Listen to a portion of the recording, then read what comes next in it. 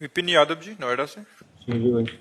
राधे राधे महाराज जी। महाराज जी, एक साधारण नाम जापक ईश्वर को मानने वाला जिंदगी में नाम जप करता रहा, परंतु मृत्यु के समय राम राम कह नहीं पाया, तो उसकी गति, और दूसरा अधर्मी व्यक्ति मृत्यु के वक्त राम राम कह गया, तो उसकी गति क्या होगी? ऐसा नहीं है, सिद्धांत नहीं कि कोई कल्पना नहीं है। अधर्मी व्यक्ति कह ही नहीं सकता।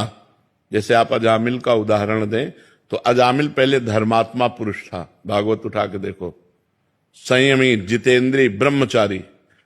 अब एक वैश्यागमन करते हुए दृश्य देख लिया, कामाशक्त हो गया, अब भ्रष्ट हो गया, तो संतों का समुदाय एक दिन उसके दरवाजे, पूरी कथा है। तो जब देखा अजामिल ने तो रो पड़ा। तो उन्होंने कहा मेरा उद्धार कैसे होगा? अजामिल ने तो कहा आप तुम्हारे जो पुत्र हो उसका नाम नारायण रख देना।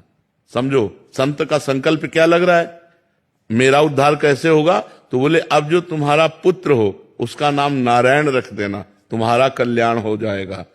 संतों के संकल्प के अनुसार अंतिम समय उसको अपने पुत्र की स्मृति से नारायण नाम निकला और उसका कल्याण।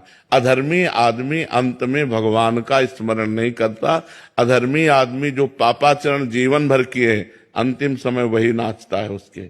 और जो भजनानंदी अंतिम समय मूर्छित हो गया, बेहोश हो गया, अचानक दुर्घटना हो गई, शरीर छूट गया, तो उसकी परम गति होगी।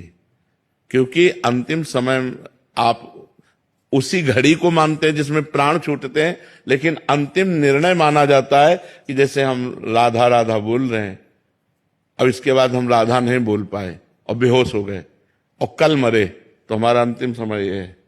जो अभी राधा बोला होश में, ये अंतिम, ये 3 दिन बाद मरा, 5 दिन बाद मरा, तो अंतिम, उसका अंतिम जो स्मरण चेतना में था वो ही राधा था। ऐसा नहीं हो सकता कि भजन करने वाले का अंतिम समय भगवान का विस्मरण हो जाए। हाँ, यदि उसने चूक की है तो चूक हो जाएगी।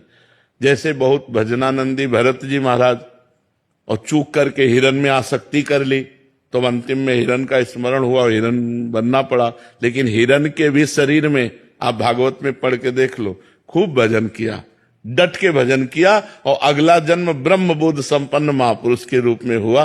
तो भजन की कभी हानि तो होनी नहीं। एक बात और हम आपको बता दें भगवान की करुणा की।